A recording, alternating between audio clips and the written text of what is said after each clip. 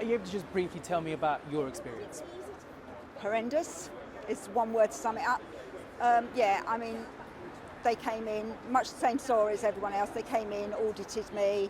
I knew I was out, but I'd run out of keep putting money in. Every time I phoned the helpline, they told me to press buttons, which just doubled the amount. The auditors came in. They kept me in a locked room with the blinds down from 8:30 in the morning till 5:30 at night. They wrote me a confession that I had to read to my contracts manager, and then they left. And then a few weeks later, I got a phone call from an investigator who said he was going to have a nice informal chat with me. I met him at my solicitor's office. He was there and a female investigator. They questioned me solid for 4 hours.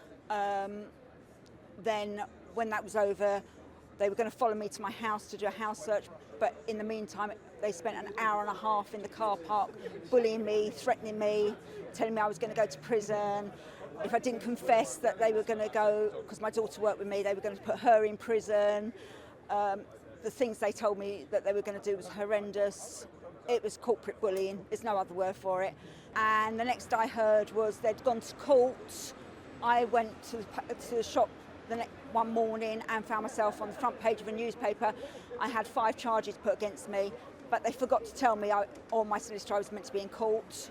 So 24 hours later they dropped the charges.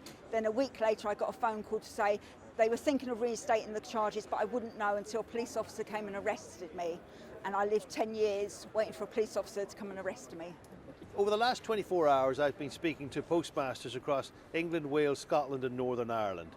All of them have a single message following on from our Prime Minister's statement yesterday. They're saying, fine words, but we need delivery. There have been a large number of false dawns recently. We're in election year and big promises are being made, but those promises need to be delivered on. And GBNews' viewers, and I would like to say how grateful we and our clients are for the support of GBNews over the years. But what your viewers need to know is nobody had their conviction quashed yesterday and nobody received any additional compensation. There were promises, but not yet delivery. And what's the impact on your family and those who knew you and your community as well? A lot of the people in the village stood by me.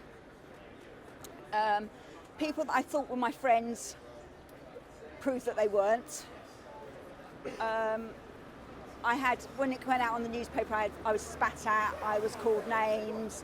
I'm still known as the woman from Yetminster who got caught with her fingers in the till. Because my daughter worked for me at the post office, they put a ban on me. I wasn't allowed to have any contact with her for 18 months. That was really difficult.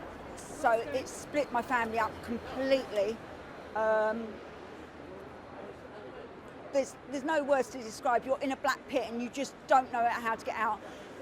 And you still sort of believe that it's going to be all right because it's the post office. They wouldn't do this to you. And you're in this make-believe that somewhere along the line, they're going to realise their mistake. Only they don't, and the nightmare keeps going on and on and on. I mean, I've got PTSD, I've got serious health issues, all because of the stress of this. It's been nearly 14 years of me fighting. So I'd like it finished. I'd like to move on, but I can't see light at the end of the tunnel at the moment. And on to today, what have you made of what you've heard so far in the inquiry? Nothing surprises me. I mean, all of them, all the witnesses use this, oh, I can't remember. Yeah, I don't remember doing that. We weren't allowed that. We weren't given that option. We had to come up with answers. They are very good at blaming the layer above them, but my argument is that if you're an investigator, yes, you've got to do a job. I appreciate you've got to do your job and you've got to find out. But you can do it with some humanity. My investigators particularly knew that they were crossing a line. And they could because they had the power of the post office. There's got to be they should have their own moral compass. They should be they shouldn't be keep blaming everyone else. Hang their heads in shame and admit what you've done, because you've done it, nobody else.